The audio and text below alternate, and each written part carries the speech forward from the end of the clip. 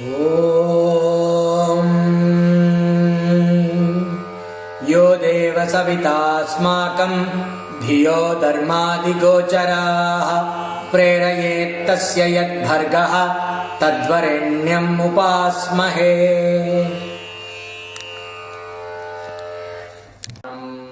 தென்னாடுதீஸ்வரே போற்றி, எந்நாட்டவர்க்கும் இறைவா போற்றி போற்றி. குனித்த புருவமும் கொவ்வை செவ்வாயிற்கும் எண்சிரிப்பும் பணித்த சடையும் பவழம் போல்மேனி நிற்பார் பெண்ணீரும் இனித்தம் உடைய எடுத்த பொற்பாதமும் காணப் பெற்றால் மனித பிறவியும் வேண்டுவதேயும் மாநிலத்தே. நம பார்வதீபதயே. ஹர ஹர மகாதேவ. ஓம் நமஸ்தே அஸ்து பகவன் விஸ்வேஸ்வராய மகாதேவாய த்ர்யம்பகாய திரிபுராந்தகாய த்ரிகாக்னிகாலாய காலாக்னிருத்ராய நீலகண்டாய மிருத்யுஞ்சயாய சர்வேஸ்வராய சதாசிவாய ஸ்ரீமன் மகாதேவாய நமः.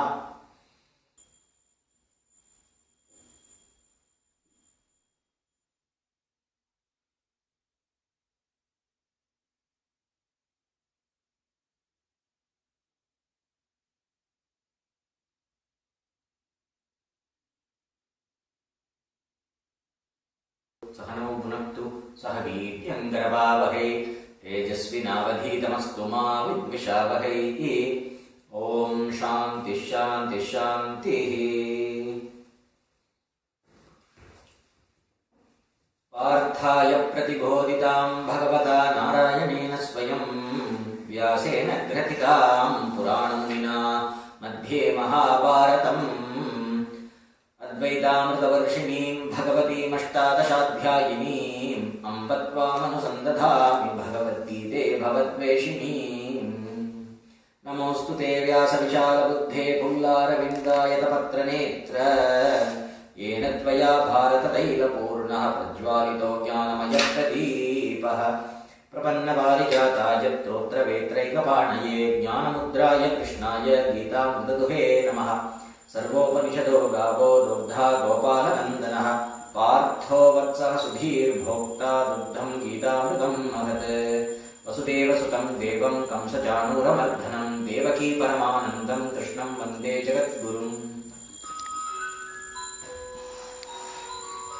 Okay, we continue the discussion on Bhagavad Gita. We are starting chapter number 4 today. Chapter number 4.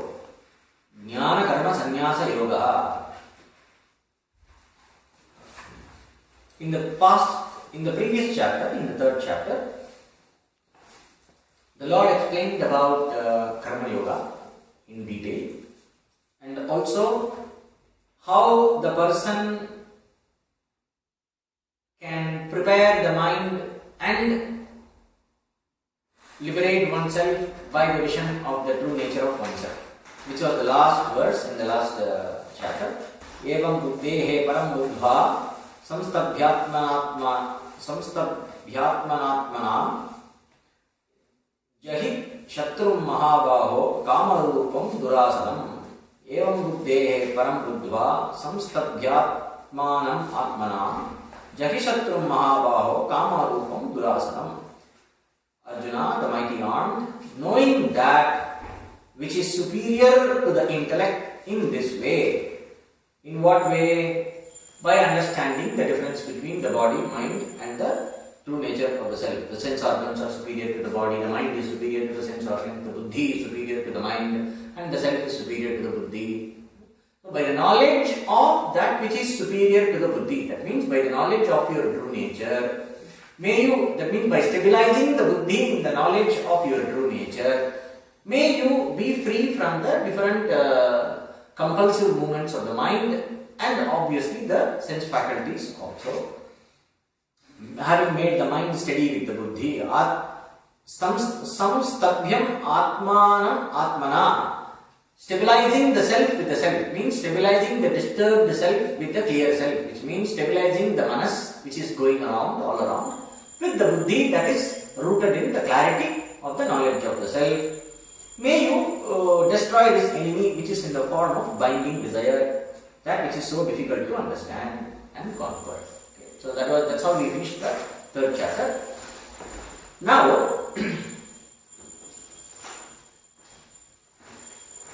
having told all that needs to be told about the two types of dharma, the pravritti dharma, nivritti dharma. So the two kinds of dharma we were talking about. One was sannyasa, which is letting go of everything, renunciation.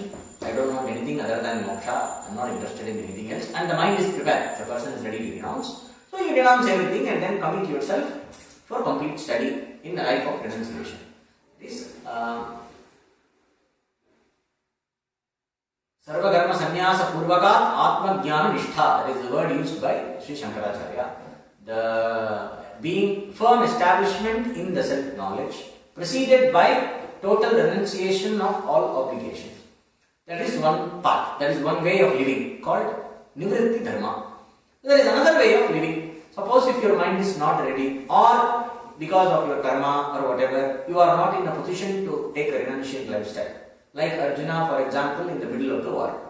We know that from the Bhagavad Gita that Arjuna understood the truth. In the end, he knows what is what. Then still he continued to wage the war.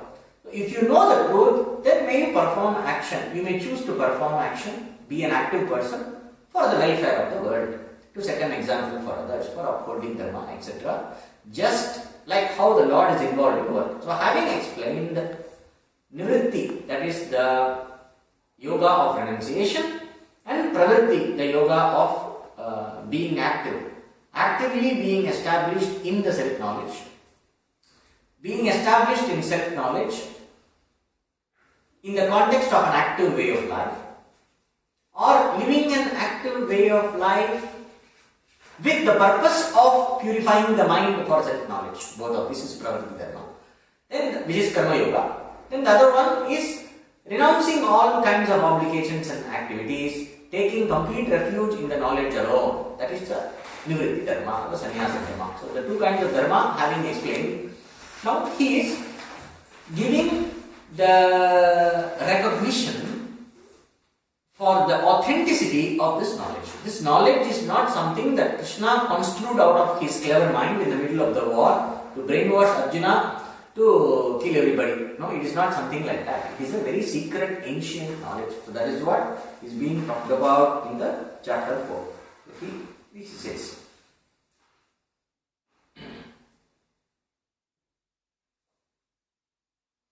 so the Lord lauds the same with reference to the line of teachers through whom it has been handed down to posterity. Parisamaptam Vedartham Manvanah Tam Vamshakathanena Stauti Shri Bhagavan. So Shri Bhagavan Vacha Imam Vivasvate Yogam Proktavan Aham Avyayam Vivasvan Manave Praha Manurikshvakave Bhavid. I imparted the knowledge of the yoga of which is indestructible. I imparted the knowledge of this great yoga to Vivaswan, to the sun. The Lord Sun is also called Vivaswan, who declared it to Manu. Manu proclaimed it to Ikshvaku. So, this Swamiji's translation. I taught this imperishable yoga to Vivaswan.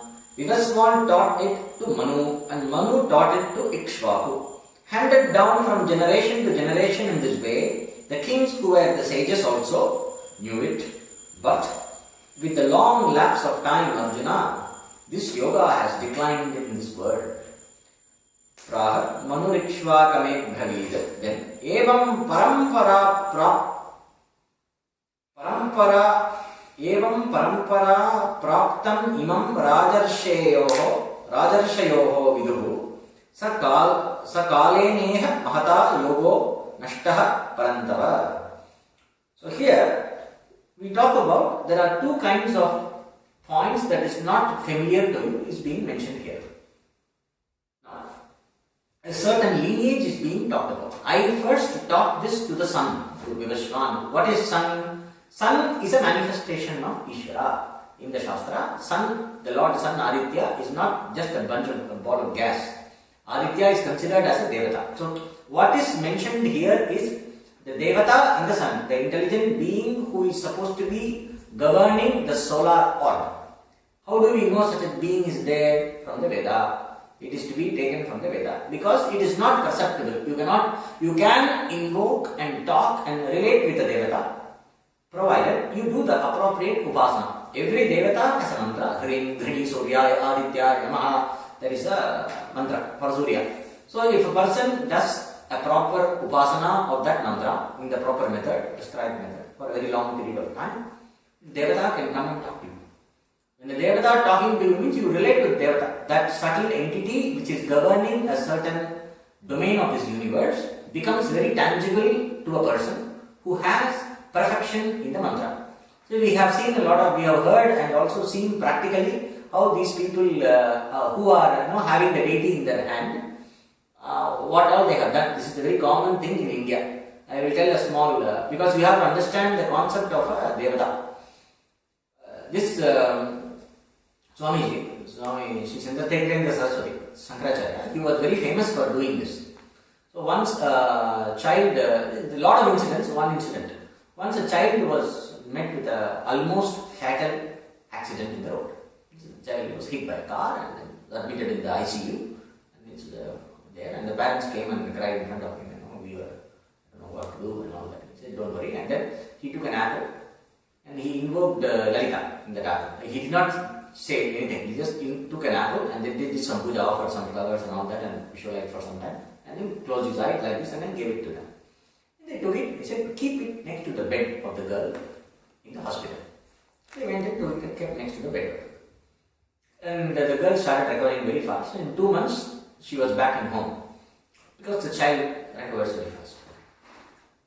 Then she said, what happened? Where is that little girl? She asked. What girl?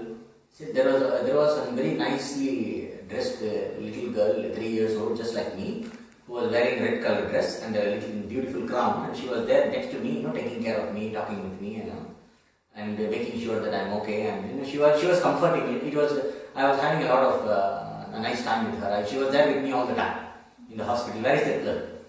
She came and asked. So he had from this people knew that he had invoked the form of the goddess called Bala Tripurasundari. It's called Bala. He had invoked. So that how do you know? Because the girl who has absolutely no idea in the hospital is telling about this. So when these divine forms that are revealed in the Veda are very much tangible, but it requires a lot of work and tapasya, austerity, to manifest them in your everyday life. So we have to take it based on faith. And we have innumerable instances of such great masters who have invoked and helped the people to benefit from the tangible presence of these divine beings. So one such divine being manifestation is of Ishvara as a Devata. For the purpose of sustaining this universal order that we have, this world is a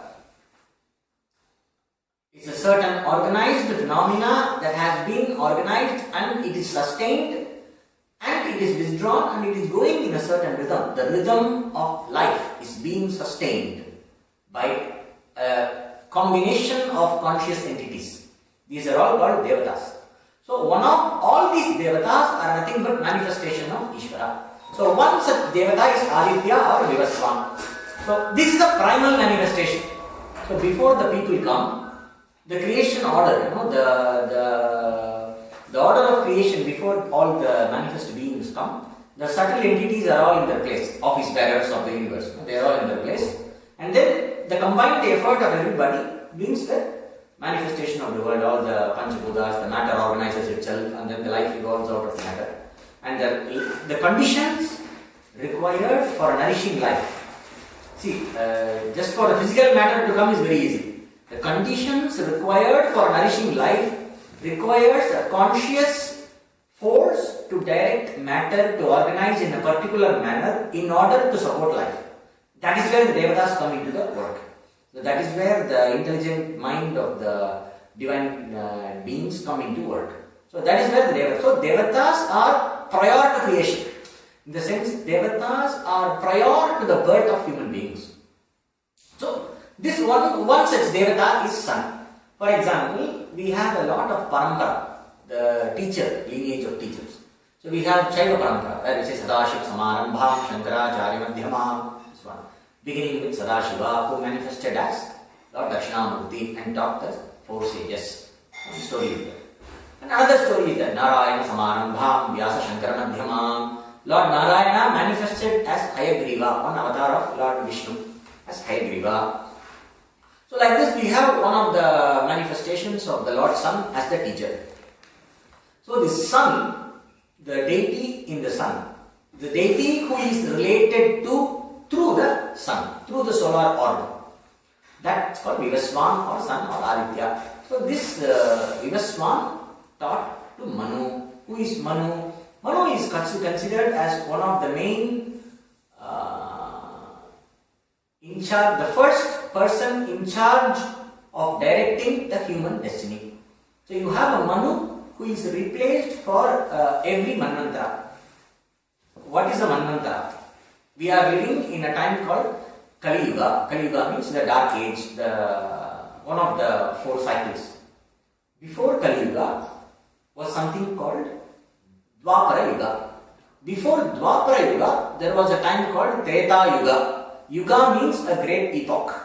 Something like a few millenniums put together. It's one epoch called, one era is called Yuga. So we have the Kali era. Before the Kali era, we have the Dwapara era. Before that, the Treta era. Before that, Satya era. The era of truth. And Krita Yuga, Satya Yuga is called. Okay. So it begins like that. And these four together is called one Maha Yuga, one great era. So the time scale is something like 432,000 years is for Kali era. We are in the first quarter of the Kali era.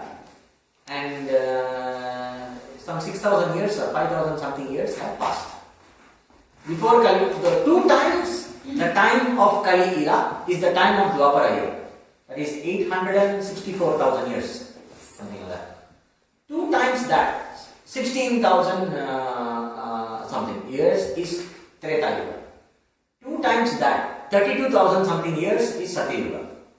So the 32,000 something plus 16,000 something plus 8,000 something plus 432,000 together makes one great era called Maha Yuga.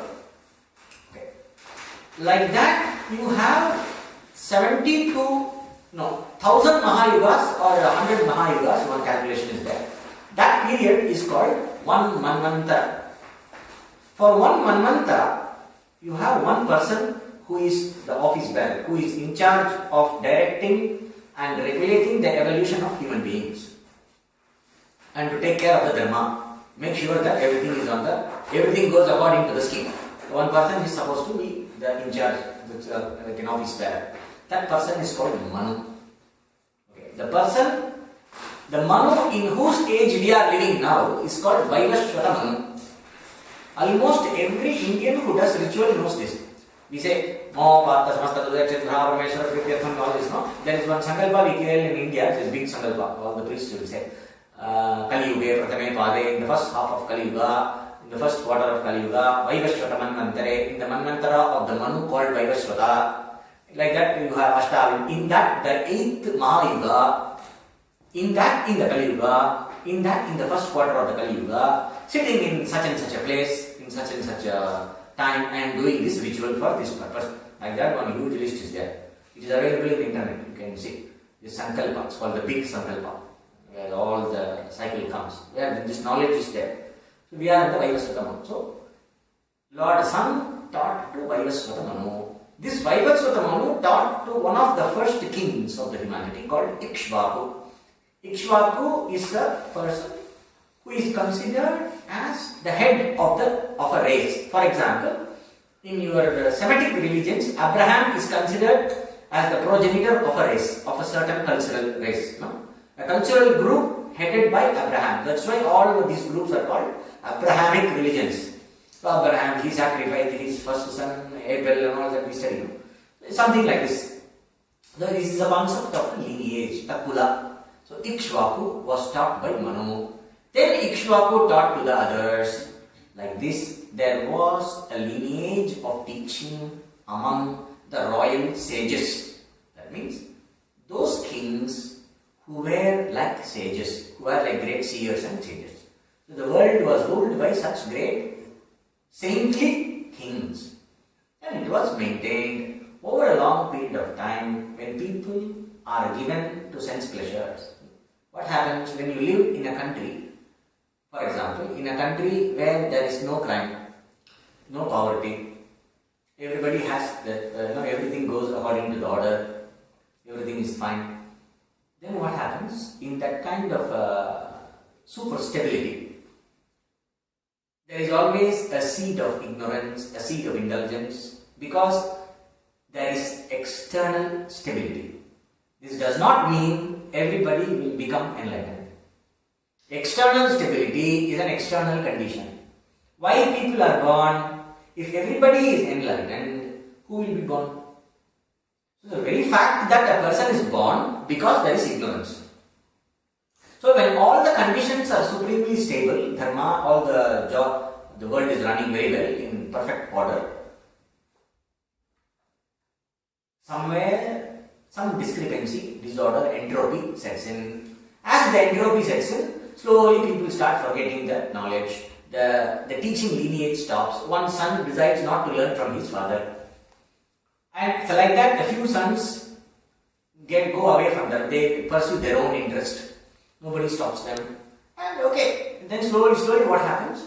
The transmission of this knowledge from father to son and son like that, this transmission of the knowledge gets disrupted. And it becomes a rare commodity. What was once a common knowing, a common thing for everybody to know, over a period of time became a rare commodity. That is what the Lord is saying here. Now, but with a long lapse of time, Arjuna, this yoga has declined in the world.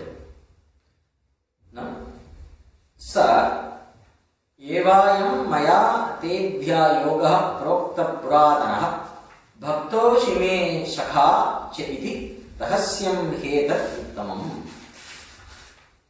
Today, this same ancient yoga, the timeless teaching has been told to you by me because you are my devotee and my friend. This is indeed a profound secret. So here, Krishna is making for first time in Bhagavad Gita, after the teaching starts. Once in the second chapter, 11th verse, once the teaching starts. After that, this is the first time Lord Krishna is making a personal statement. You are my friend. So here, we have to understand two things.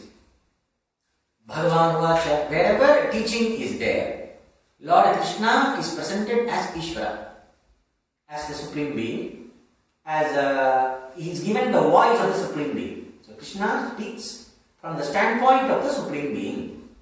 Only in one place he says, I am your friend. So this distinction is very, very important because most of the times, Lord Krishna said, Krishna as the Lord said. We have to understand this. In Bhagavad Gita, Krishna as the Lord said. Here in Bhagavad Gita, in this point when he says, he brings both the standpoints. No, Mr. Krishna as Arjuna's friend said. So we have to take only this part. Which part? He says, because you are my devotee. When he says, when you are my devotee, he says, in the capacity of being Ishvara. And you are my friend. When he says you are my friend, he is telling from the standpoint of Krishna. How can he be both? Why not? You take a pot. The pot is at the same time clay and also pot. Like that. Krishna, Mr. Krishna is a limited entity. Though avatar, whatever, for all practical discussions, Mr. Krishna can be questioned, can be contested. Bhagavan is not contested. Okay, so Lord is not contested, but Mr. Krishna is open to debate. Now, Mr. Krishna is telling to Arjuna, he took this initiative to present this knowledge to Arjuna because he said, please teach me. Oh Lord, please teach me. I surrender to you. Tell me what is the highest good for me. Show me what is the highest good. Teach me. So then he started teaching. So every teacher who teaches this knowledge has to maintain the neutrality of the tradition. To maintain the neutrality of the teaching, he takes the position of the Lord. When a person is rooted in the understanding that I and the Lord are one. I am Ishvara, I am all that is, I am the totality. When a person is rooted in the understanding, only then the real teaching is possible. So when a teacher is teaching, it's from the standpoint of, and with the clear understanding, I am the totality. So when a person is rooted in the knowledge, I am the totality, that person is Ishvara. One understands oneself as Ishvara. Okay. So, but here he is making one personal statement also. See, I am also you are my friend. So I am giving you. I gave you the concession to reveal it so easily. It is very rare to get. And why I told you specially, because you are also my friend. Simply because you are my friend, did I tell you? No, you are also my devotee. You recognized me as the Lord, and you also recognized in me the teacher. And being the Lord, I have been your friend all your life. I have helped you to get girlfriends, I have helped you to get missiles, I have helped you to, do some political schemings. I have played games with you, I have done all kinds of things. We have fought, we have argued. All that has been there. All the time I was friend, but I did not tell you this. Why? Because Arjuna was not ready. This knowledge cannot be simply thrown. Okay, I got this knowledge, so I'll call all my friends and have a party and then announce, guys, you're all Brahman. I just found it out yesterday. It doesn't work. You can do that. Oh, that sounds good, and everybody can have a drink, but the knowledge will not enter the head. So the knowledge to take root in a person, the person has to be ready. So, in the right time, Krishna revealed this knowledge to Arjuna. So that is not the point here. This indeed is a profound secret. Because I told you so easily, just for your asking, I was just waiting for you to ask. The moment you asked, I told without making any fuss. I did not ask you to sit and meditate for 10 hours. I did not ask you to do some special tapasya. You just asked me there in the middle of the battlefield. You asked me this and then I taught you. Why? Because you are my friend and also my devotee, and I also see that you are prepared to receive the knowledge. Just because I taught you like this, don't think it is something very easily available. It is a profound secret. Why it is a profound secret? Because it is like it is like something that is already there, but you don't recognize. So it is a big secret. Why it is a secret? Because it is not recognized. If it is something that is known to everybody, Rahasyam is a secret in the sense, it's something like an open secret. Everybody knows it, still everybody doesn't know it. He said this Adi Rahasyam. Then why it is a Rahasyam? Because it's not available anymore so easily. It is a very rare commodity. But he presents it as a Rahasyam. And also, when you present something as a secret, mind gets inquisitive. It's a great secret. It means that you have the value, sense of value. So these are all Arthavada to present the authentic value that surrounds this knowledge. It is not simply my fancy, it is an ancient knowledge known to a lot of people. When you grew up, a lot of saints and sages are walking in and out of your palace, like Sukha, Vyasa, so many great masters were around Arjuna. There is a time. But he did not bother to learn this knowledge from all of them. So he was very busy being a prince, he was very busy acquiring the warfare skills, he was very busy chasing girls. So he was very busy in a lot of princely activities. He had no time for self-knowledge. So what I am telling now is knowledge. But he has been hearing about this. So this is the same ancient knowledge that the sages and saints were talking about, which has been handed over since the beginning of time through Ishvara, starting with Ishvara, with all the teachers. It has been revealed. So this gives the authenticity. That is why, if you remember, in the tradition, which is there is a principle which is echoed by Sri Shankaracharya also. There is a quality control principle in the tradition, which is also repeatedly emphasized by Sri Shankaracharya. It's called Asampradaya Murkhavat Apekshaniyaha. Only take a teacher who belongs to a teaching tradition. If a person happens to be wise, even if that person is a knower and considered as wise, if that person teaching is not in keeping with the tradition, reject that person like you would reject a fool. It is an advice given by Sri Shankaracharya in keeping with the tradition again. So that is why even Krishna being an Artha incarnation. Now the next few verses are going to talk about how Krishna is an avatar. Now, in spite of being the avatar, the coming down of the Lord, in spite of having all the miraculous powers, he could lift a mountain with a fingertip. With all that, still when it comes to teaching, he says, this is the ancient knowledge I have taught in keeping with the tradition. That is what he has said. Then Arjuna is asking, problem. There is a dichotomy here. He said, I am Bhagavan and all that. But then he said, it is me who talked to the Lord Sun. Lord Sun learned from Ishvara. Again, the deity of the sun also learned from Ishvara, from me as Ishvara. But he is also telling, I am your friend. So there might be a confusion. People might think, Arjuna knew that he is Ishvara, but there might be a confusion in the people. Krishna is giving conflicting ideas. He is just born a few years before. He was 85 years old or something during the time of Mahabharata war. How come he can teach the first king who were born long before Krishna was born? How is it possible? So Arjuna is asking. Arjuna uvacha aparam bhavato janma param janma vivasvataha katametat vijaniyam tvamadau proktavaniti. Your birth was not so long ago, whereas Vivaswan's birth was a long time ago. How am I to know that you told this to Vivaswan in the beginning? What is this? It looks very authentic, very nice, but it's not intelligible at all. So please explain. So it is the Shankaracharya's commentary. He says it is as though Arjuna is Vyasa put this question in Arjuna's mouth in the dialogue, so that this people who might have this dichotomy, they will not have this confusion. To resolve this confusion for our sake, Arjuna is asking this question. So then, Shri Bhagavan Vacha Bahuni me vyatitani janmani tavacha Arjuna tanyaham veda sarvani natum vedha parantapa. Many birds have passed for me and for you also, Arjuna. I know them all, while you do not know them. Oh, God is also born and reborn. Reincarnation is there for God also. That's what is meant here. There is no reincarnation. It is not reincarnation. What he is saying is incarnation. He is comparing incarnation with reincarnation.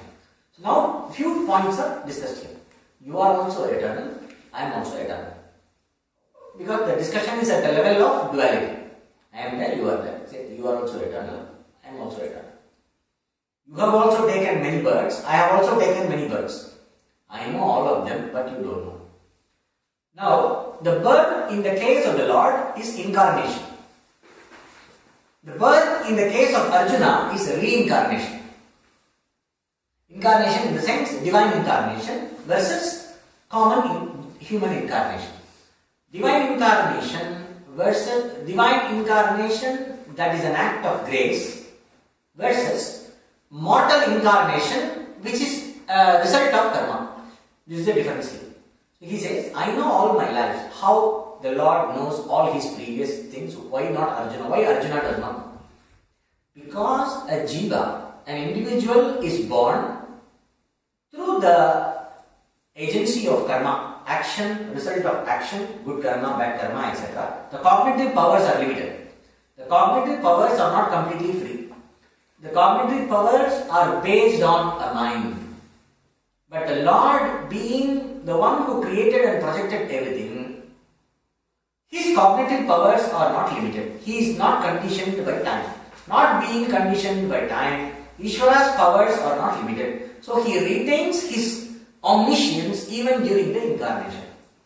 Because I am not subject to karma, I am not limited by a mind. Because I am not limited by a mind, I have omniscience at the beck and call any moment. So I know all the incarnation means my knowledge is timeless. I have the whole spectrum of past, present and future in front of my screen. But you don't have because your perception is limited. That is what he is saying. Here it also means I know the inherent reality behind the incarnation, reincarnation. I know the inherent difference between what is eternal and what is temporary. I know the difference between Satya and Mithya. I know myself as Satya, while the birth and death is Mithya, while you don't know. That means as I know I am one with the Lord. I and Ishvara are one. That means I am Ishvara. A Jnani also knows I am Ishvara. A person who is enlightened also knows I am Ishvara. Knowing that I am Ishvara,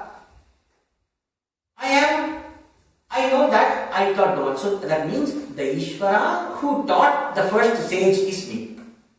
That also can be. Suppose I can also say it was I who taught Sanaka Sanandana Sanadana Sanat Sujata as Dakshinamurti. Sai Baba says, there was one person called Sai Baba. He was very famous for this in India. He used to say, I only taught everything, people tell in your Krishna avatar. In the Krishna avatar, I taught Arjuna. As the avatar of Dakshinamurti, I taught the four sages. Now, technically it is not wrong. That means when I understand that I and the Lord are not separate, all that the Lord did, I only did. Because I know I am the Lord. It is like telling somebody who had halwa, which is very nice, that this is it's a joke. Okay? So anybody has the halwa, and I am thinking of having the halwa. Somehow before I go, the halwa is over.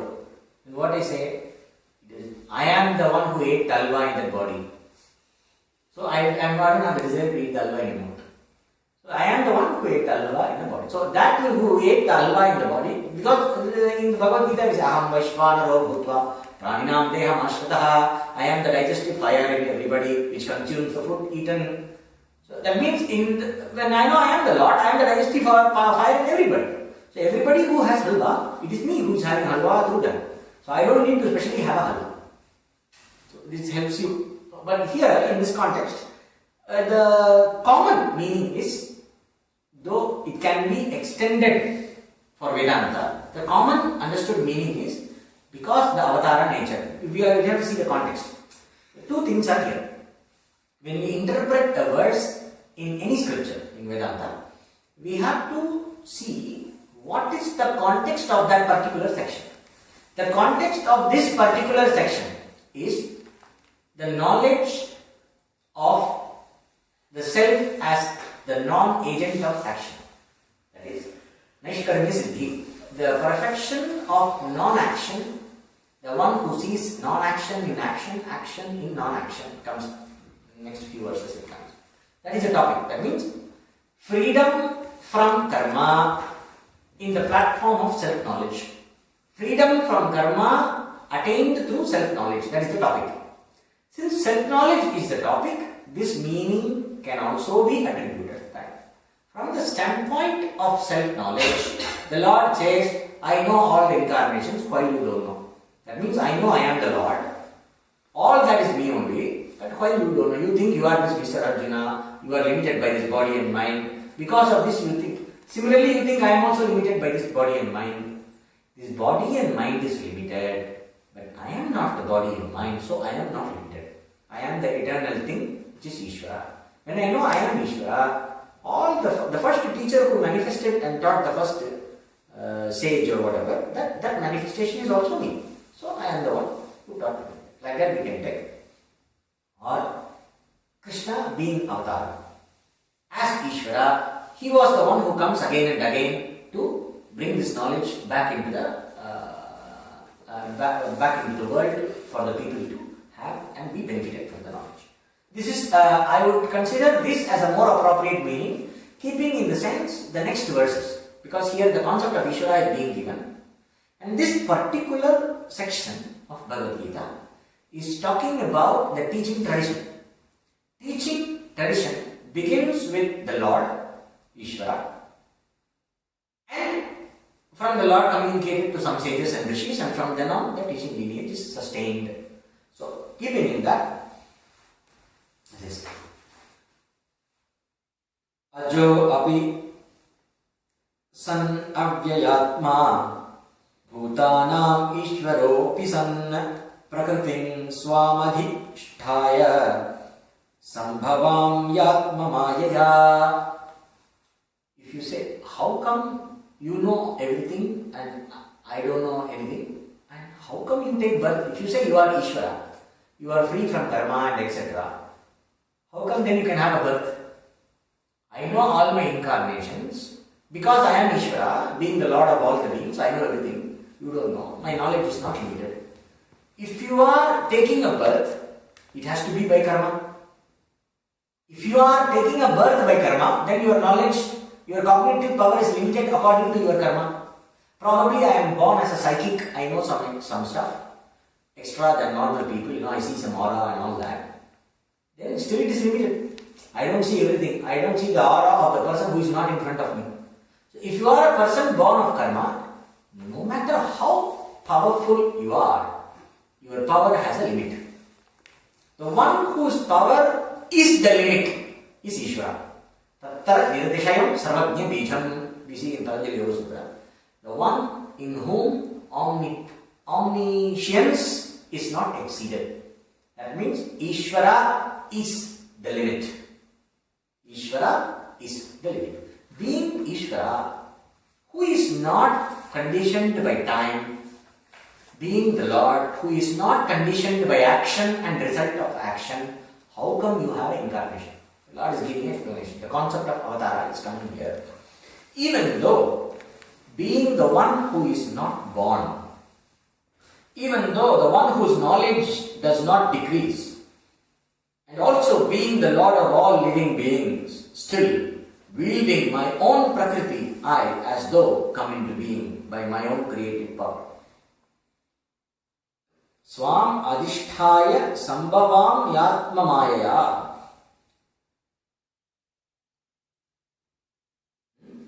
Here I as though manifest myself.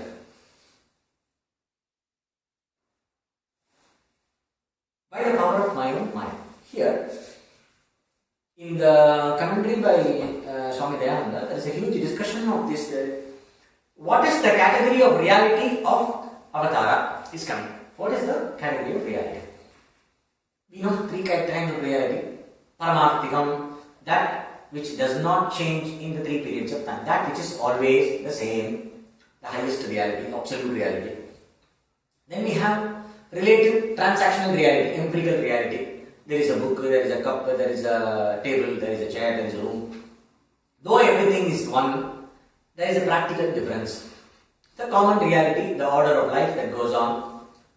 And if I leave one object here, if I go, somebody else comes, they also see the same object. Consistency, transactional, consistent, functional reality. Then there is another reality, my subjective reality. I see a ghost, but you don't see a ghost. My own projection. That's called pratibhasika, reflected or my own perception, which is not true, which does not have empirical validity. I see water in a mirage. The water is not there, but I see water. It is my own, because of the limitation of my mind or the limitation in my perception, I see water, while the water is not there.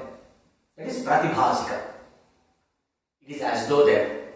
So now what they say is, now, if it is an empirical reality, it has to conform to the order of karma, action, result of action, cosmic order, laws of physics, etc.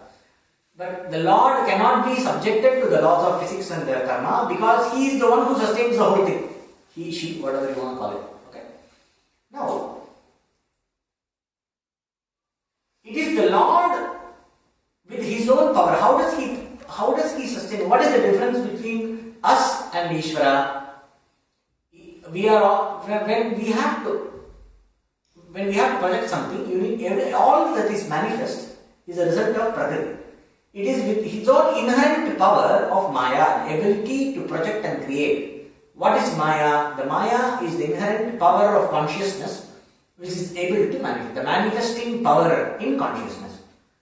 You all experience Maya, a kind of Maya, in your dream. When you go into a dream, your mind is able to project out of simple matrix of information. The mind is able to project an entire world, which is very, very real during the time of dream. When waking up, you say it was not real. But during the dream, it was very real. If you keep the floor in the dream, it makes the same sound and your hand pains in the dream. Right? So that is power of Maya. It's an inherent power in consciousness that facilitates projection of an external phenomena. That is, facilitates projection of phenomena. This is called Maya. Now, when I am under the power of Maya, when my intelligence is under the power of Maya, I am a jiva. Because of avidya, because of the power of avidya, I am controlled by Maya. The Lord does not have avidya, He controls Maya. That is the difference. They say, what is the difference between the jiva and Ishvara? It is the same consciousness which is in me, which is in Ishvara. In me, the consciousness is conditioned by avidya, ignorance, while in Ishvara, the consciousness is conditioned by Maya. When Brahman is seen in the context of the creative power being active, that Brahman is considered as Ishvara. This is the explanation which we have discussed many times, but it's a profound point, we will go to it later. So now, for practical purposes, you consider like this. The Lord is in complete control of this ability to project, which is inherent in consciousness. So what is the Lord? Whatever we call as the Lord is nothing but Satchitananda, Satyam Jnanam Anantam Brahma. When in the context of the Maya, it becomes the Lord, and the Lord is Mayanath, the Lord of Maya. He is having under his control these three powers, Sattva, Rajas and Tamas. These three modes of projection, the Trigunatmika Maya is completely under his control. Being under his control, he is like a lucid dreamer. You heard about lucid dream. They go into the dream and consciously dream, and they can regulate the dream, like in this movie Inception. They go into the dream and they start creating the dream, taking hold of the creative side of the dream. So here, the whole thing is the Lord's dream. Okay. In his dream, we are all characters. Because this dream, we see the dream is consistent. Why this Lord's dream is consistent? Because he has complete control over the ability to project and sustain the projection. When he projects, he is Brahma. When he sustains, he is Vishnu. When he withdraws the projection back, he is Rudra. Within the projection, the knowledge is hidden. The truth about this whole thing is hidden from your eyes, so that you can experience life. That is called Shiva, the one who conceals the reality. And he is also the one who reveals. He comes down as Dakshinamurti and tells you are that. He reveals the truth, that is Anugraha, the act of the grace which liberates you. He takes you out of the matrix. He creates the matrix so that you become aware of yourself, and when you are ready, he tells you the secret of the matrix and takes you out of the matrix. So this is called, these 5 jobs he does: creation, sustenance, reabsorption, covering the reality, and liberating you from the snare of Maya, from liberating you from the matrix. This 5 job is done by the Lord. Brahma, Vishnu, Rudra, Shiva, Sadashiva. They usually say in Shaivism. There is a school called Shaivism. There they discuss this in a very great detail. This 5. So we have in Shivaratri we will tell 5 mantras for the Lord. 5 mantras called Sadyojata, Vamadeva, Aghora, Tatpurusha, Ishana. The 5 faces of the Lord. There he is attributed to one of these jobs. Lord Shiva seen us doing all this as Saguna Brahma. We will do in Shivaratri. I'll explain the meaning of the mantras. Now, this Lord has this Maya completely under his control. So using his own power of projection, he appears as a character in the dream, like the oracle in the matrix. The source of the matrix, who has the whole knowledge, the entire information of the matrix is available. And this mind is created from the source of the matrix. It's a program. So Avatara is like a program from the source code. From the source intelligence which sustains this whole matrix. Avatara is a program which comes in with the entire knowledge of the whole matrix available without losing the status of omniscience. It appears as though for the purpose of the characters in the dream. While he himself is not bound by the dream. So you cannot consider the Lord as the Avatara, you cannot consider as empirical reality because his body is only as though. If he is really empirical reality, he is limited by the creation. His omniscience doesn't work anymore. But if he is not empirical reality, is he an illusion? No, because he is very tangible. he is driving a chariot, he is holding the reins, he is teaching Bhagavad Gita, all that is going on. He is talking to Arjuna. Then sometimes in the war, he also comes down and destroys somebody with his Sudarshana Chakra. He has done a lot of jobs, he protects Dharma. All this is being done, and it is all valid, consistent for everybody. It is not, and anybody invokes him, he is available. All the Gopikas had a lot of fun with him. All this was possible. This is all empirical reality. When Krishna comes to somebody's house, steals the butter and eats the butter, after he goes, the butter is not there.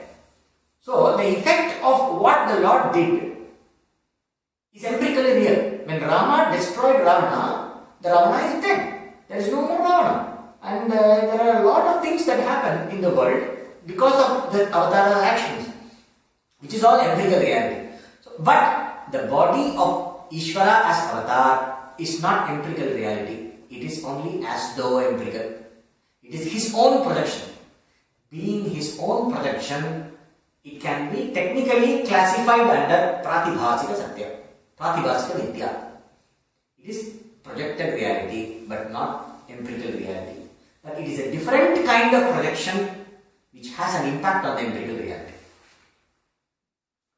It is not, it's like I project something, I imagine that there is a huge violet flame here.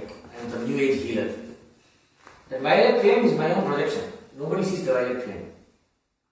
But I imagine that everybody's negativity gets absorbed into this violet flame and gets burnt.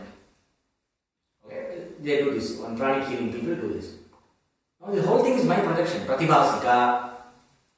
But it might have a Vyavaharika effect. If my visualization is really strong, and if my focus is good, and I have power over the power of projection of consciousness, everybody feels relieved. Let us say. So that is the projection. It is a projection of the mind, Pratibhasika, but it has an impact on Vyavaharika. So the Lord's projection, Avatara is the Lord's own projection. Because it is Lord's projection, it has an impact on everybody within the creation. It has empirical relevance, but it is not empirical. It is only a projection. So this is the as though reality of the Avatar, which is very relevant for our everyday reality. It's a concept. Why should he do this? Then this opponent is asking, the one who is arguing against Vedanta, this teaching, he said, okay, Lord doesn't have karma, it's his own projection. Fine. That means he has fancies. Suddenly he gets bored, so he wants to project himself and have some fun in the world. That means he is bound by likes and dislikes, so it cannot be the Lord. How about this objection? How are you going to answer this? And the Lord is answering, next verse is answering this. Yada yada hi dharmasya, it is one of the very famous quoted verses of Bhagavad Gita. Yada yada hi dharmasya, glanir bharata, abhyutthanam adharmasya, tadatmanam sujamyaham.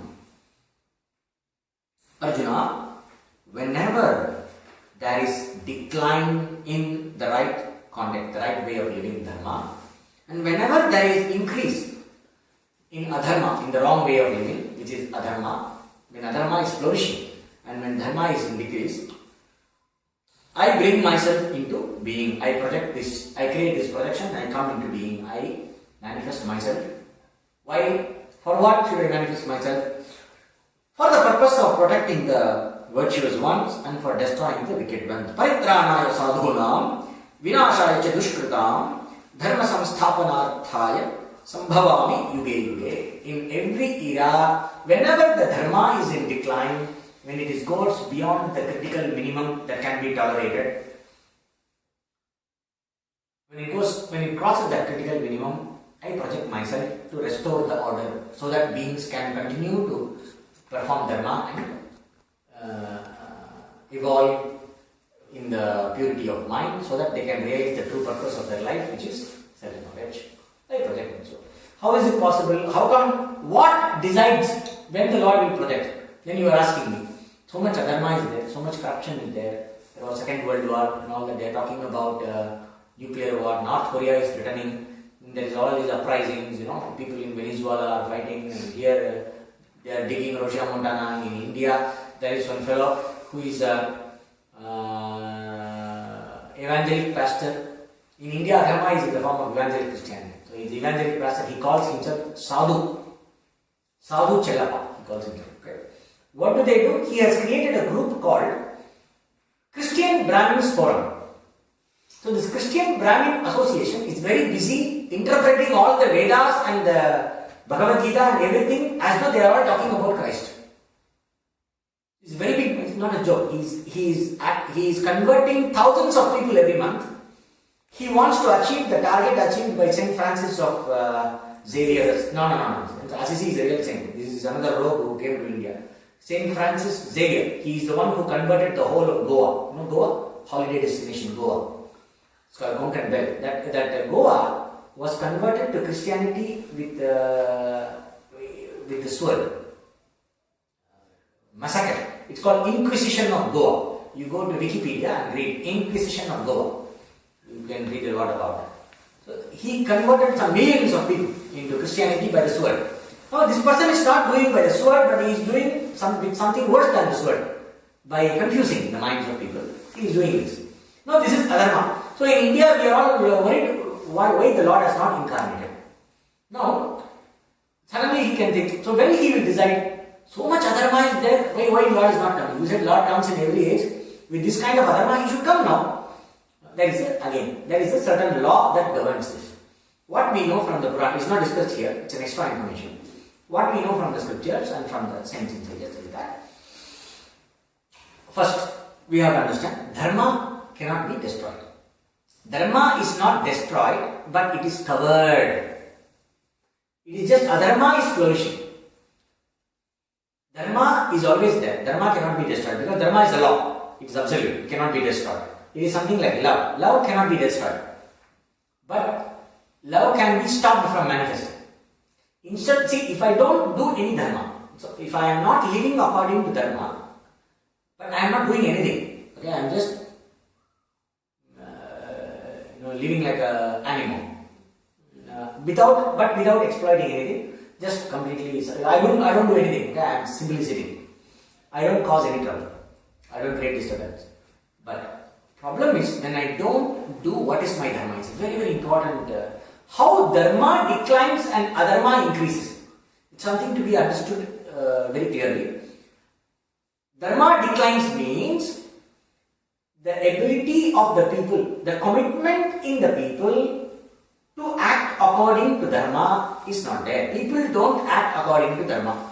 If they don't act according to dharma, what are they doing? Are they simply sitting? No. If you don't act according to dharma, since you are an individual under the power of ignorance, driven by likes and dislikes, and since you are a human being who has this personal will and this extra intelligence to get perverted, if you don't live according to dharma, you will not keep quiet, you will do what is not dharma. You will do adharma. Like that, when a lot of people, instead of doing what is dharma, start following what is adharma, there is a lot of disturbance in the world. The order that is required for the stable growth of the society gets disturbed. The non-competitive collective growth of humanity gets disturbed. Everybody is busy becoming a winner and everybody is busy condemning a loser. Every person is scared of becoming a loser. American economy. If you want to know what is adharma, Western culture is adharma. Whatever has come from the Industrial Revolution onwards till today is a blatant, clear example of adharma. What is going on in the consumerist culture in the West is adharma. This is adharma. Why? Because everybody is driven by likes and dislikes. You may say, I am against this. I am not against this. It is happening in India also. But how it all started here? Why? When life starts moving, dictated by personal likes and dislikes, I will do whatever I can to satisfy my desire. I will get what I want no matter how. The process is here. What is wrong in satisfying your legitimate desires? All desires are legitimate or illegitimate, we never know. A desire is legitimate if I can fulfill the desire by legitimate means only. If I cannot fulfill the desire in legitimate means, I should forget fulfilling it. If I cannot fulfill in a legitimate means, but I still try to fulfill somehow, I will find an illegitimate way. Then it can be fulfilled only in an illegitimate manner. If I fulfill it in an illegitimate manner, that is called adharma.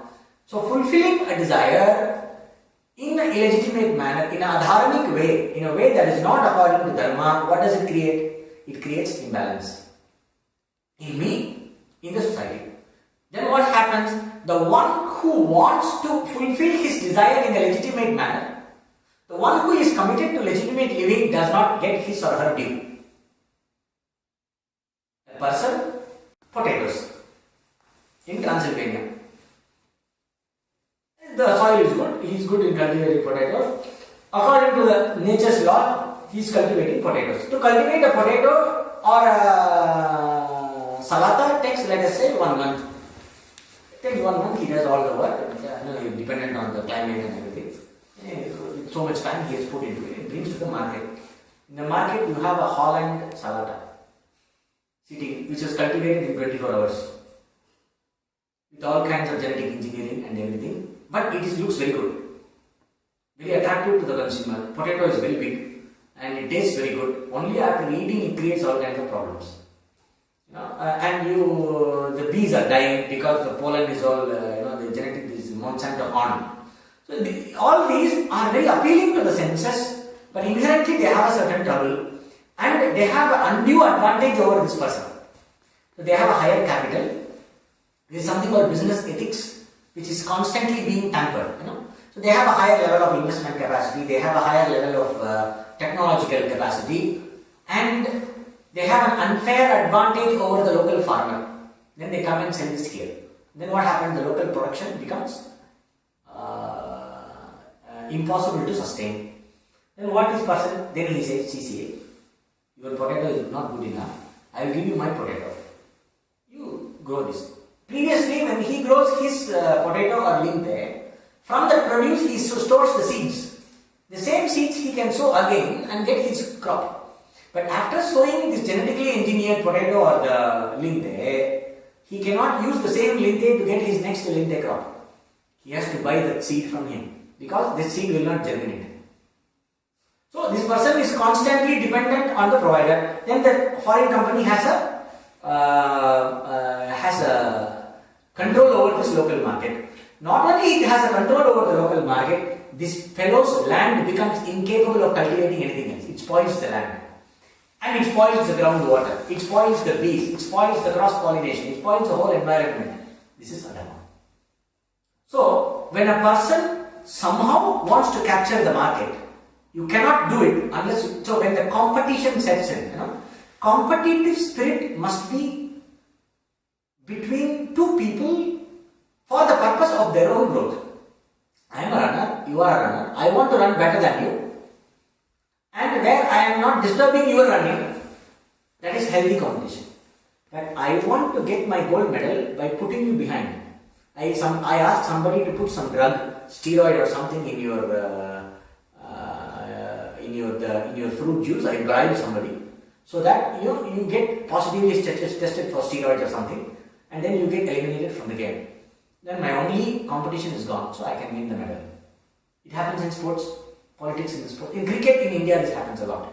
In the match fixing, all kinds of foul play, because it's a lot of money involved. Wherever money involved, foul play comes. Then I want to get my thing, even at the cost of destroying you. So this is unhealthy competition. So whenever unhealthy competition sets in, that is called adharma. He promotes adharma. Then what happens? The one who wants to follow the rules is not able to follow the rules. Then it is adharma. So now let us say this. We will come to the next one. The same adharma, how it sets into the caste system, the so-called caste system, which is called varna dharma. We will discuss that also. So now, when it is not possible to practice dharma, that is called coming down of dharma. Whenever dharma is in the decline, means the ability to live according to dharma, when it gets more and more difficult, and adharma becomes the order of the day. When you are not doing something for your own good at the cost of destroying, you are called as a fool. Like, suppose this fellow doesn't know how to live. He is talking idealism and he is talking all these rules and ethics. What is he thinking? He is a stupid guy. He doesn't know how to survive. They say. So when this becomes, adharma becomes the order of the day, then all the people who are following dharma, they are praying, oh Lord, what is this? We are not able to follow dharma. Are you there? Please come and take care of us. So when these prayers gain a certain momentum, when the prayers by all the people who are following and committed to dharma, when these collective prayers gain a certain momentum, then the Lord projects himself as an avatar for a specific purpose. So you have different avatars. For example, you have an avatar of the Lord called Narasimha, head of a lion and body of a man. There was one demonic person who had a lot of supernatural powers by the power of austerities, and he was controlling the world and the subtle realms, and he was controlling all the beings, and he was telling that everybody should worship me. I am also very powerful, but everybody should worship me. Why you are all worshipping Lord Narayana? Narayana is, I am also as powerful as Narayana. Don't say Om Namo Narayana, say Om Namo Hiranyaya. His name is Hiranya. So he said, he calls all the saints and says, do worship and rituals for me. Because I am the Lord. What do you want? Whatever you want, I will give you. No, this like this. The story of this Lucifer we hear. No? So somebody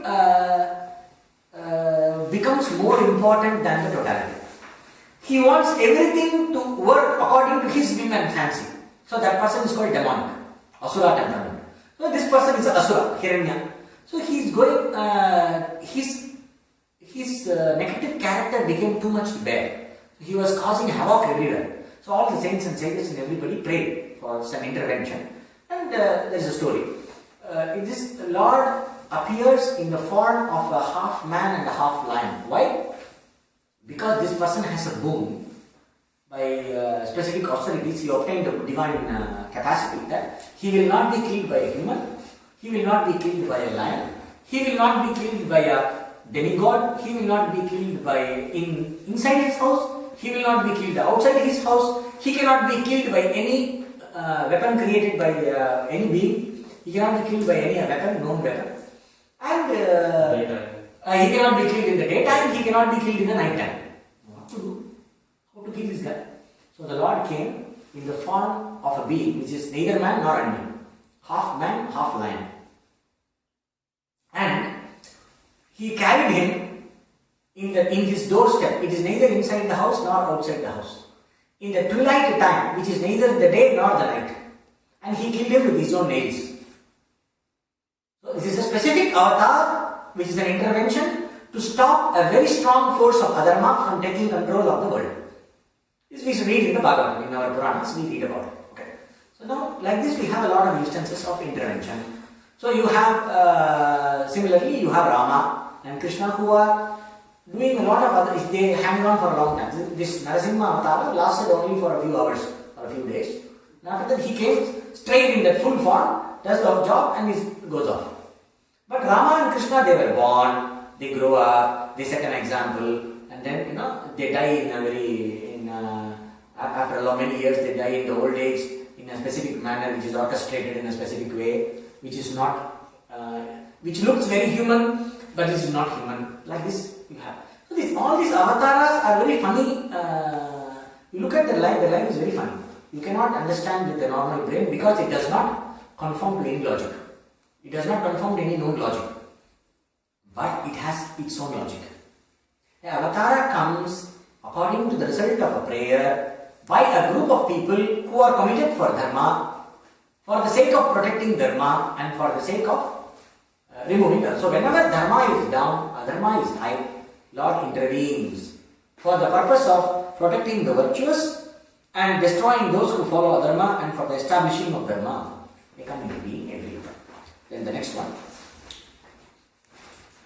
जन्म कर्म च मे दिव्यम एवं यो वेत्ति तत्त्वतः तत् त्यक्त्वा देहं पुनर्जन्म नयति मामेति सो Arjun. The one who knows in reality my divine birth and action in this way, Arjuna, giving up the body, that person is not born again. He attains me. Now, this is a very confusing verse. From Vedanta, what do we know? How do you attain freedom from birth and death? By self-knowledge. by knowing your true nature, you are freed from birth and death. Because you are fundamentally free from birth and death, in your true nature happens to be that you are the totality. So the knowledge of the self is immortality. We know this. But Veda also we know Yo Veda Hitam Guhayam Paramepyo Man Sushmade Sarvan Kaman Saga, that person who knows himself as the totality in the cave of his heart, which is the intellect, attains the highest and is not born again, and that person is becomes one with Brahma Bhavati. All this we know. But here the Lord is saying, the one who knows in reality my divine birth and action in this way is Arjuna. Giving up the body, that person is not born again. He attains me. That means what? I should study the stories of all the avatars. I should study how God, the Lord, did all these miraculous things. Studying the stories of Lord's miracles, one gets liberated. This is a very common misinterpretation of this verse. You have this bhakti cult. Bhakti is very useful. But bhakti cult is misleading. Bhakti is an attitude, devotional attitude. Devotional attitude is purifying, but devotional cult is an unhealthy nuisance distraction. Devotional cult, what do? They overemphasize devotion. In the sense, when you want to motivate people to practice devotion, to develop devotion, you're not practicing, to develop devotion, you may talk very high of devotion. But once the person has developed the devotion, you should bring the person back on track. It's very important. But in the name of developing devotion, can you spread wrong knowledge? Because Shankaracharya also, in his commentary he says, and in many places he says, in Aparokshanubhuti also he says, Ishvara anugrahadeva pumsam advaita vasana. By the Lord's grace alone, one gets the temperament to commit to the non-dual knowledge. The tendency to absorb the non-dual truth comes only by Lord's grace. That means only if you have devotion. A person who has no devotion to the Lord cannot be enlightened. It's very simple. You cannot bypass God and get enlightenment. Why? Because understanding of God is part of the understanding of what you are. So here the verse has to be understood as the person who knows the reality of Ishvara as one's own self. That is the understanding here. How? The one who knows in reality my divine birth and action means, how do you know the Lord is taking the divine birth? The nature of the divine birth of the Lord as an avatar can be understood only when you understand what is the Lord, what is the Srishti. You must understand what is Paramarthika, what is Vyavaharika, what is Pratibhasika, and how the Lord takes birth in this Ishvara. The reality behind the Lord's divine incarnation means what? The incarnation is only an appearance. The reality behind the incarnation, don't get lost in the incarnation. Try to understand the reality behind the incarnation. That is the message here. The one who knows in reality my divine birth and the action in this way means Me Divya me evam yo vedhi tattvata means the one who knows the tattva, the one who knows actually what is happening, the one who knows actually what is there in this divine play of the Lord means the one who understands the non-dual truth of oneself as the Lord.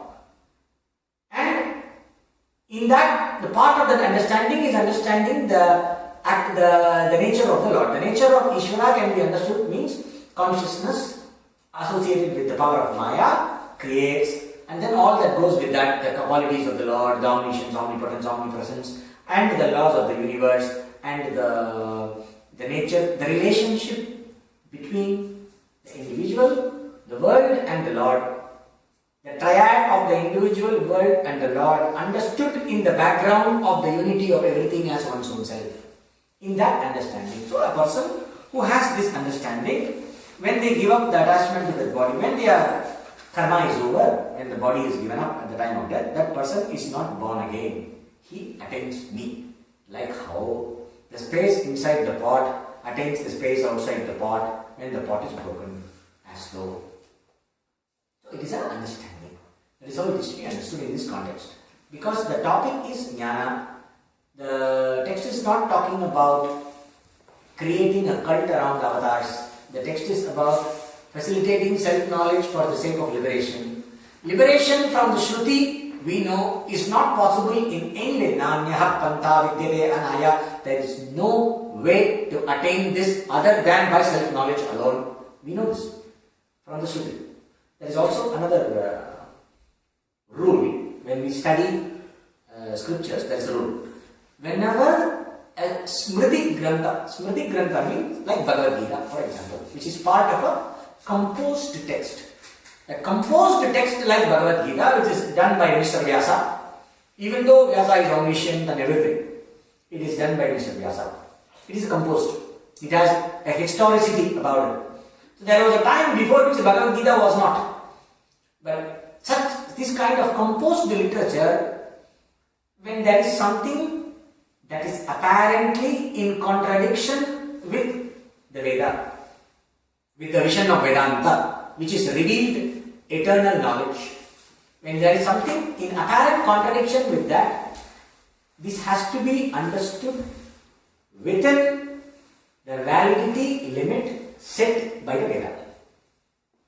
When there is an apparent contradiction between composed literature and the Veda, Veda is to be given higher authority. This is the rule. Shruti eva valiya. See, the statement of Vedanta and Veda, it's all the same. The statement of Shruti has a higher validity than the statement of Bhagavad Gita. That means what? I have to interpret Bhagavad Gita without forgetting the vision set by the Shruti. In the line of thinking given by the Shruti. Shruti Mataha, everywhere, in every shloka, in every composition, Sri Shankaracharya says, cultivate the method of thinking that is regulated by the flow of thought and the knowledge revealed in the Shruti. May you regulate your thinking according to the Shruti. This is advice given by Sri Shankaracharya. Everywhere. So, in all the traditions, Shruti is the defining standard. So, that is why this statement has to be interpreted in line with the Shruti. Shruti says, Vedahamedam Purusham Mahantam Adityavarnam Tamasat Prastat. I know that Supreme Person as myself, who is beyond the darkness, who is Tamevam Vidwan, Amrita Mehabhavati. The person who knows that Purusha, the Supreme Being as oneself, attains immortality and is not born again. When that is there, how come when I know the divine birth of Krishna, how will I attain immortality? No. The reality behind the divine birth of Krishna. When I know that, means knowing one's own self as Ishvara. That's what it means. One attains the ultimate. Now, how it is known, how this reality behind the divine birth of the Lord and the nature of the Lord is known? Next verse is explaining this. Vitaraga bhaya krodha manmaya mamupashritaha bahavo jnana tapasa puta mat bhavamagataha.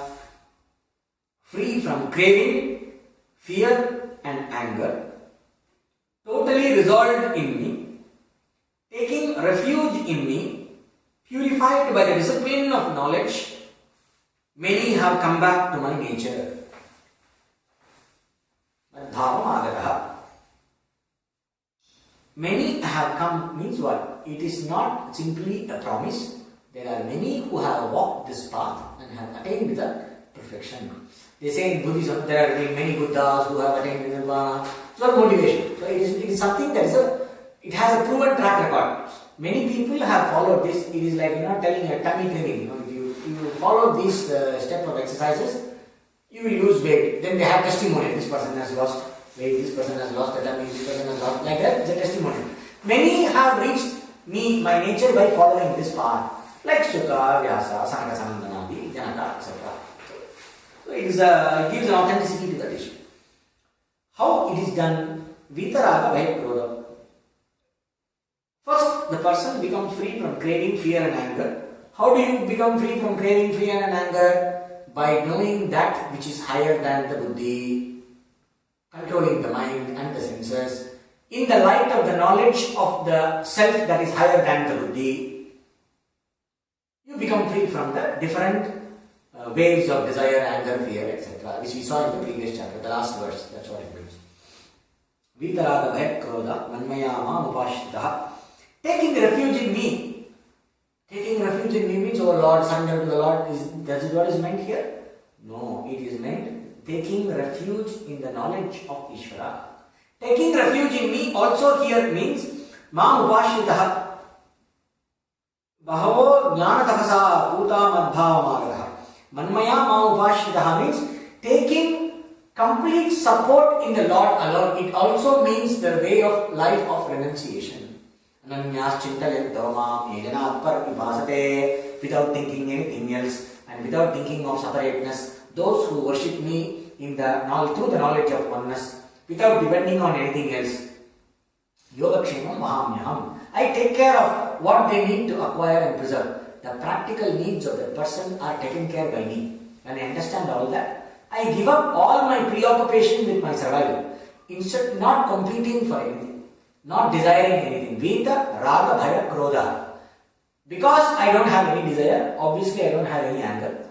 So, after conquering anger and after conquering the fear, because the one who understands one's own true nature has no fear when you know what is the non-dual reality.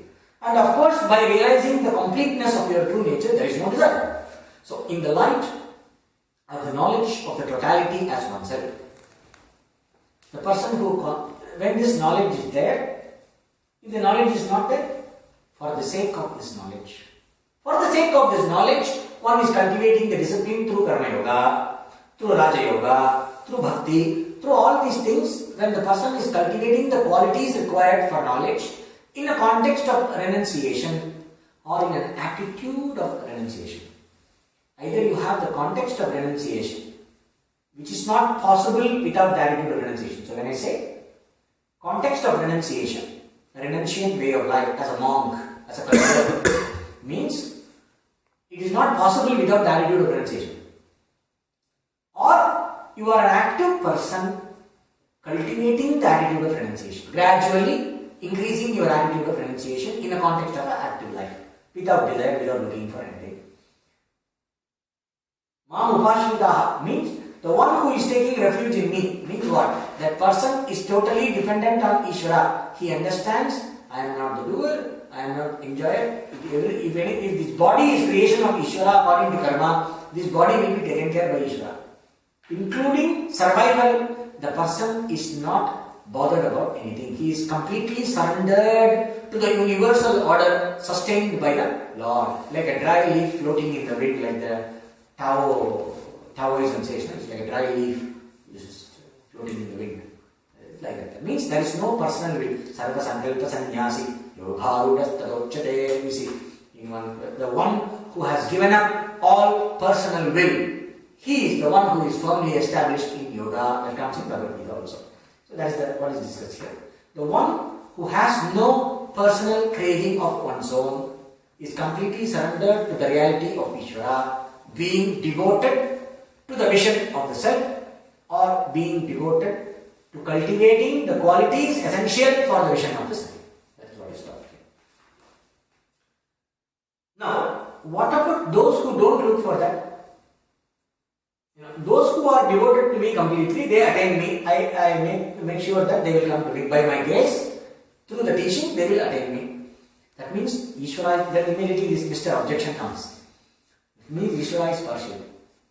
So whoever is taking refuge in him, whoever is worshipping him, he will liberate them. He will make sure that they will attain them. He will make sure that they will attain his status. That means what? They will attain jnana. But what about all the other people who are not... people are all, you are not born as a saint. People are all born with different situations. When a child is threatened from childhood, obviously the child will have fear. You say when you are giving food, the child is not. If you don't eat food, the black man will come and eat you. He will prick you. All those things. When you say in India, we have a concept called buchadi. Buchadi is one undefined threatening character. Like you have this very badly dressed beggar. Who is just in this, what is it? In Romania, we call it bao bao. Bao bao. Like this bao bao, we have buchandi in Tamil. So this bao bao will come and capture you. When you tell this child is always scared of this bao bao. So, and this bao bao takes different forms. Your boss becomes the bao bao. Your partner becomes the bao bao. Now, all different Bobos, avatars of Bobo happen. Why? Because the fear is there. Poor child, why don't the Lord take care of this child? How can the child become Vitaraga Bhayakrodha? And this, whenever the child wants a toffee, he is scared of the Bobo, so he is angry with the Bobo. And there is the desire is, there is no chance to work with the desire. So this child is helpless. So Lord is supposed to take care of this child. All these questions will come. There is nothing. Not everybody desires. Two children are told about Bobo. Both the children are scared of Bobo. But because of the fear of Bobo, one child wants moksha, another child wants only somehow the chocolate. One child is busy praying to the God to take care of the Bobo. Another child is very busy. There is something wrong in this whole situation. This Bobo seems to be eternal. There is never a respect from this Bobo. I want freedom from all desires. I want peace. It understands, somehow it understands what I am looking for is peace and not the chocolate. Why? The samskara from previous, the maturity. Each one is born with a certain maturity. If you don't have the maturity, you have to earn the maturity over a period of time of living lives and lives according to dharma. You will get little bit maturity. Okay. So here he says, those who are not capable of asking for moksha, what happens to them? Those who are not capable of surrender to Ishvara, what happens to them? This is a very, very famous verse, what comes next, which allows Hinduism to absorb everything in its fold. That appreciating difference, accepting and respecting different cultures and different traditions as they are, as equally valid as the Vedic tradition.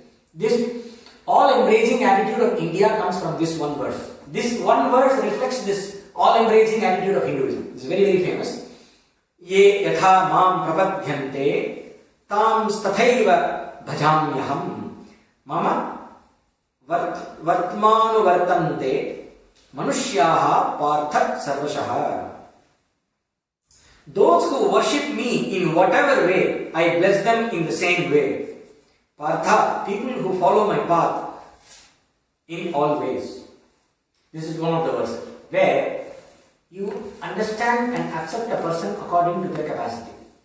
Because the teaching of moksha is given, all those people who are praying for the sake of money, praying for the sake of children, praying for the sake of stable life, those who are praying for the sake of better health, they are all not called as heathens. We don't call them, or we are all moksha guys, all those heathens who are praying for everyday stuff. No, they are not condemned. Because the Lord himself, they are also my way. This is also, if not today, sometime they will come. According to each one has, according to their capacity, they pray. According to their maturity, they pray. Whatever, why I am not giving moksha to everybody? Because not everybody asks for moksha. The Lord, in His supreme kindness, manifests the grace according to what I ask for. If I ask for prosperity, Lord's grace manifests as the conditions required to give me prosperity. If I ask for fun, the Lord's grace manifests in a way that is creating conditions for me to have better fun. So according to whatever the people ask for, I reach out to them in that way. My grace comes to them in that way. That means what? I have no personal agenda in granting moksha to a few monks of the Vedic Dharma. They are all good guys, monks, so I will give them moksha, and all other guys, I will put them in samsara. That is not what I am talking here. I have no preference. The Lord has no preference. According to how you invoke the Lord, according to for what you invoke the Lord's grace touches you. That is the idea. That means it is a certain way of reaching out. I decide how the Lord reaches out to me. Depends on how I invoke the Lord responds to my invocation. The Lord has no personal will of His own. That is the answer. Which is the number you mentioned? It's important verse. This one.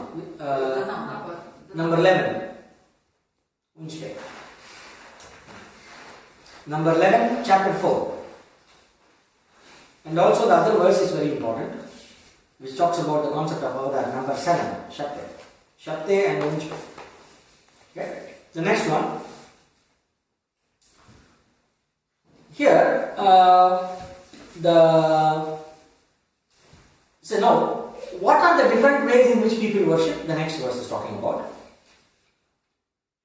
Kamkshantaha karvanam siddhim yajanta iha devataha kshipram hi manushe loke siddhir bhavati karmaja. Desiring the results of action here in this world, they worship different minor manifestations, different deities. For in the human action comes very quickly. Here, the concept of invoking a devata, this kamya karma is being talked about. Kamya karma, those who worship me in different ways, it has different deities for different purposes.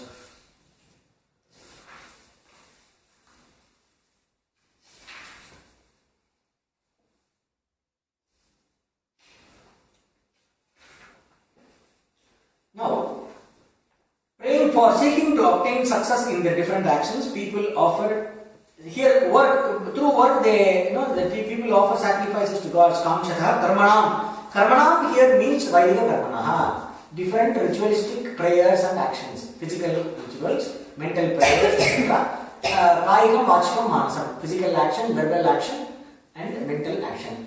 Physical action is puja, Vedic rituals, etc. Verbal action is japa, etc., praying. Mental action is meditating, visualizing, all those. So, through the body, speech and mind, people do different actions. Here it refers to yajnas, the different Vedic rituals that are meant for giving different results. We can generalize it for all forms of prayer for specific purposes. Okay? Karmanam siddhim palanishpatti yajanteiha. Now, those who worship a different deva, thinking that the deva is other than myself and I am different from the deva. Like, what are the devas? Like Indra, Agni, etc. So, we have the different Vedic gods. No? You invoke Indra for the sake of rain. You invoke Lord Surya for the sake of better crops, better name and fame. You have these tantric deities like, you invoke, for example, you invoke Ganesha. Shuklam Padram Vishnu. I pray to Lord Ganesha for the sake of removing all the obstacles. He is not talking about the invocation per se. Here, the verse is talking about a certain attitude behind your invocation. And that Bheda Buddhi means this deity that I am invoking is an exclusive entity which is taking care of certain things. When I invoke, instead of understanding the principle of Ishvara, instead of understanding the one supreme principle that is operating through everything, without this cosmic vision, a person invokes demigods. In the sense, here it means the person invokes a limited power for the sake of a personal requirement, according to the rules. Because in Veda we have so many things to invoke, so many limited manifestations for the purpose of getting things done. And this gives you fast results. Why it is done? Human being has this capacity. Animal cannot do. If I have a desire to invoke the subtle order that governs that principle, like for example, I like grapes. But when I eat these grapes, the seed is there. It's difficult to. I'm a lazy guy. Every time I have to keep spitting the seed. It's a nest. Why not try to make a seedless grape? So I try to understand the subtle order behind the grape. I do some genetic engineering. I create seedless grapes. Will any animal try that? Okay, if there is a seedless grape and there is a seeded grape, and if the animal likes the seedless grape, it will take. But given a situation when it is not available, the animal does not think of manipulating the nature. It explores some possibilities and leaves it. And if its desire is not satisfied, it is fine. It suffers, it dies. If there is a famine, it suffers and dies. There is no problem. It doesn't have this idea of pushing the limits too much. But it is a human being who somehow wants to satisfy the desire by hook or crook. Now, instead of doing by hook or crook, there are some approved hook or crook means somehow by any means possible, I get my thing done. That is it. So this human being has this attitude. Now, if this person is not given approved tools, approved technology. You say no, in a controlled manner. If I give certain tools which are not harmful, harmless tools, the tools, there is something called approved medicine, unapproved medicine. No? So these are different Vedic rituals which are giving you these small results, these rituals for small things, invoking small divinities. These are certain approved methods of getting your desire satisfied. I want to have a child. Somehow, because of my karma, a Purusha, a human being, has a capacity to pursue Purushartha. A human being has a capacity to pursue Purushartha. Means, I have a capacity to have and nourish a conscious goal. I am not helpless with respect to my desire. I can sustain and nourish a desire and pursue a desire consciously, while an animal cannot do. It is driven by instinct. I am not a complete slave of my instinct. I can nourish a conscious desire. To a certain extent, I can control my body, I can control my mind and pursue the desire. That capacity I have. So because the human being has a capacity for conscious action, free will, what we call it. Because of this, the Veda has provided, is given you all the technology required to pursue your research. Okay. Somehow because of your prarabdha, you are not able to have a child in this birth. Conditions are not conducive. So many people are having kids so easily. You are not able to do. Now here is something, a ritual called Putra Kameshti Yagam. There is a ritual in which I invoke certain divinities and I offer certain oblations to the divinities. Those divinities will make sure that I will get a child.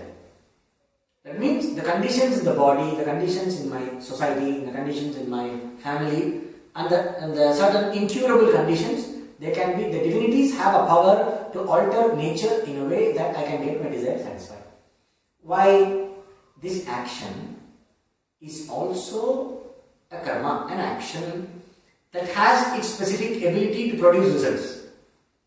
Whatever is my given condition, I am having poverty, I am born in a poor family, but somehow I have a good intelligence. I can use that intelligence and become rich. I am born in a poor family, I don't have intelligence, I am dumb, I don't have education, but I have a strong faith. And I have my innocence. So one sadhu who is going on the road, one Swamiji, he gives me a Lakshmi mantra. I have this faith, but I have this desire to become rich. I do my Lakshmi mantra. Then I get, because of the Lakshmi mantra, somehow I get some wealth. Or I am dumb, I have no intelligence, I am stupid, I have no privilege, but somehow I am picked up by the right person and put in the right situation, and then somehow I become rich. I get adopted by a millionaire.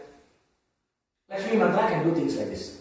So now, he's talking about people who are not able to pursue or understand the eternal. They don't have a desire for the eternal. But somehow my conditions are not okay. But why my conditions are not okay? Because I have done something which has resulted in me having this condition. I keep drinking, my liver is gone, my brain is gone. Okay, I can go through some Ayurvedic medication and rejuvenation therapy in Kerala, and then I come back after 2 months of a detox program and my brain is back to some extent, my liver is back to some extent. Similarly, karma, a proper prescribed Vedic ritual and a prayer ritual is an action that has a capacity to neutralize the subtle effect of previous action, which is the reason for my current bad situation. So all these people who have this capacity, so they all do these different kinds of prayers and rituals for limited results. Okay. So why? Because only the special feature of this world of human beings is that there is eligibility to undertake actions, and also actions prescribed by the scriptures. The scriptures were revealed to the human beings. The religion is there, Veda is there, different prayer traditions are there. So human being has this unique capacity, so they are doing this. Here he is making a mention, in the other worlds, in the other dimensions also, action yields results. But here it is a little different because it yields results quickly. So the ability, there is a specific unique ability in human beings which is possible for them to exploit the subtle order to get things done quickly. That is what it is. A certain exalted capacity in human being is highlighted here. An exalted capacity in the human being, in the human species, to be able to pursue different results through specific means that is not possible to be pursued in other birds. That is highlighted here. Okay. Then, now, if you say the human beings are able to perform their specific actions according to their order and station in life. So here karma means different actions according to the one's own level of capacity. Here, one's own birth and qualities. Varnashrama dharma here means according to your varnas, according to your quality of birth. If I am a Brahmin and I am exposed to the Vedic knowledge and I am capable of performing mantras, I will use mantras to satisfy my desires. I am a Kshatriya, I am a fighter, I am a cavalier. I will use my Kshatriya qualities to satisfy my desire. I am a businessman, I will do trading to satisfy my desire. I am a very tamasic person, I don't know anything, I cannot plan. But I can always, but I want to be somehow associated with richness. So by serving a rich man, I can get my thing done. Because the Shudra in his mind is fundamentally service oriented. He cannot do anything of his own, but he is ready to do what somebody else tells him to do. So why this four kinds of different kinds of things? Why should it not prevail in the other realms as well? Or members of the classes in various life stations tread the Lord's path in all possible ways. Why do they tread only His path and not those of none else? Here, why? See, this order of humanity, the different qualities, whoever is pursuing whatever desire according to their capacity, they are all living according to the dharma set by me only. They are all living according to the dharma set by me. That means what? Everybody, even those who pursue their desires according to dharma, they are all working still, they are all according to the cosmic order set by me. This is what the Lord says. So here,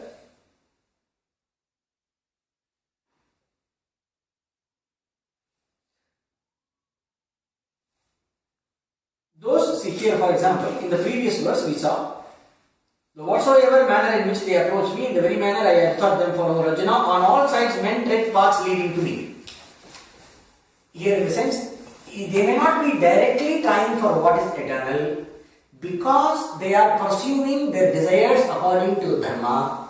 Over a period of time, they are all indirectly coming for me only. In the sense, for example, whoever is trying for a temporary happiness, happiness from something, I want to be happy by eating a chocolate. So my happiness is dependent on I want chocolate, I want chocolate. Whatever they want, through that object they want only happiness. Only that they don't understand they are looking for happiness. They think they are looking for an object. But in every desire, I desire only happiness. So it can be understood like this. Whoever, no matter what they want only Ishvara. Because in happiness is your Swarupa, your true nature. A moment of happiness is a reflection of the moment of your true nature.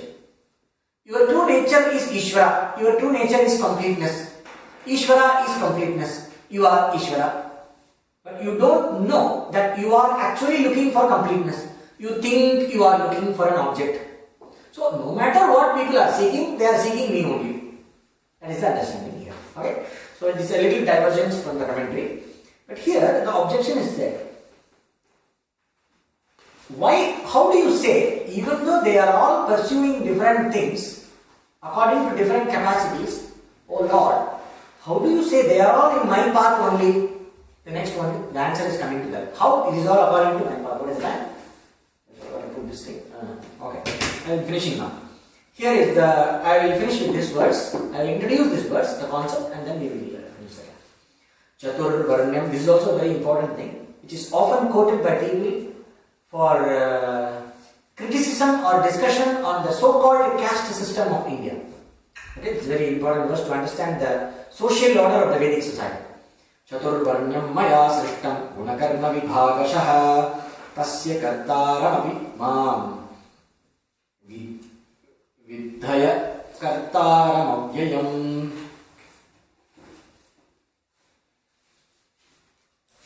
Tasya kartaramaphi mam vidya kartaram avyayam. The fourfold grouping of people, a division based on the duties and qualities of individuals, was created by me. Chaturvarnyam maya srishtam. I created this world of human beings according to the different classes based on the qualities, individual qualities and the individual duties, guna, karma, according to what they have to do, what is appropriate for each class of person, appropriate actions for each group of section of society, and according to their qualities, inherent qualities, appropriate action in keeping with the inherent quality of every section of society. Like that, the social stratification was created by me. People were created according to a clear, defined, social, stratified order by me. Even though I have created, know that I have not done anything. That is the next one.